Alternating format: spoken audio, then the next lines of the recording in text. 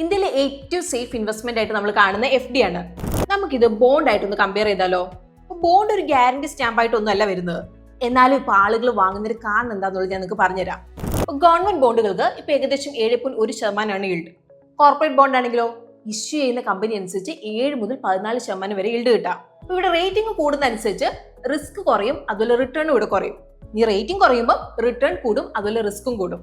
അപ്പൊ ഇതാണ് credit risk. അപ്പൊ വലിയ റിട്ടേൺ നമ്പർ കണ്ടു പോകുന്നതിന് മുമ്പ് ഇതൊന്ന് ചെക്ക് ചെയ്യാൻ വേണ്ടിയിട്ട് നിങ്ങൾ ഇവിടെ ശ്രദ്ധിക്കണം. ഇനി ഇവിടെ മിക്ക ആളുകൾ മിസ്സാക്കുന്ന ഒരു പാർട്ട് ഇതാണ്.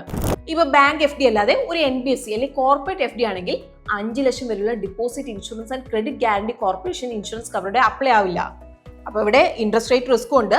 ഇപ്പൊ മെച്യൂരിറ്റിക്ക് മുമ്പ് ഒരു ബോണ്ട് വിൽക്കുകയാണെങ്കിൽ അതിന്റെ പ്രൈസ് ഇൻട്രസ്റ്റ് റേറ്റിന്റെ ഓപ്പോസിറ്റ് ഡയറക്ഷനിൽ ഇവിടെ മൂവ് ചെയ്യും. അതായത് ഇപ്പോൾ ഇൻട്രസ്റ്റ് റേറ്റ് കൂടിയാൽ നിങ്ങളുടെ ബോണ്ട് വാല്യൂ ഇവിടെ കുറയും. ഇനിയിപ്പോൾ ഇൻട്രസ്റ്റ് റേറ്റ് കുറഞ്ഞാൽ നിങ്ങളുടെ ബോണ്ട് വാല്യൂ ഇവിടെ കൂടും. ഇനി ഇവിടെ ടാക്സോ? FD അതുപോലെ ബോണ്ട് ഇൻട്രസ്റ്റ് രണ്ടും നിങ്ങളുടെ ഇൻകത്തിന്റെ കൂടെ ആഡ് ചെയ്ത് സ്ലാബ് റേറ്റ് അനുസരിച്ചായിരിക്കും ഇവിടെ ടാക്സ് ചെയ്യുന്നത്. പക്ഷേ ഇവിടെ ഒരു ഡിഫറൻസ് ഉണ്ട്. ഒരു ലിസ്റ്റഡ് ബോണ്ട് 1 വർഷത്തിൽ കൂടുതൽ ഹോൾഡ് ചെയ്തതിനു ശേഷം വിൽക്കുകയും അതിൽ നിങ്ങൾക്ക് പ്രോഫിറ്റ് കിട്ടുകയും ചെയ്തിട്ടുണ്ടെങ്കിൽ ആ പ്രോഫിറ്റ് സ്ലാബ് റേറ്റിലായിരിക്കും ഇവിടെ ടാക്സ് ചെയ്യുന്നത്. പകരം ഫ്ലാറ്റ് 12.5% റേറ്റിലായിരിക്കും ഇവിടെ ടാക്സ് ചെയ്യുന്നത്. സോ ഇതിലേതിലായിരിക്കും നിങ്ങൾ ഇൻവെസ്റ്റ് ചെയ്യാൻ പോകുന്നത്? താഴെ കമന്റ്സിൽ നമ്മളോട് ഷെയർ ചെയ്യാം.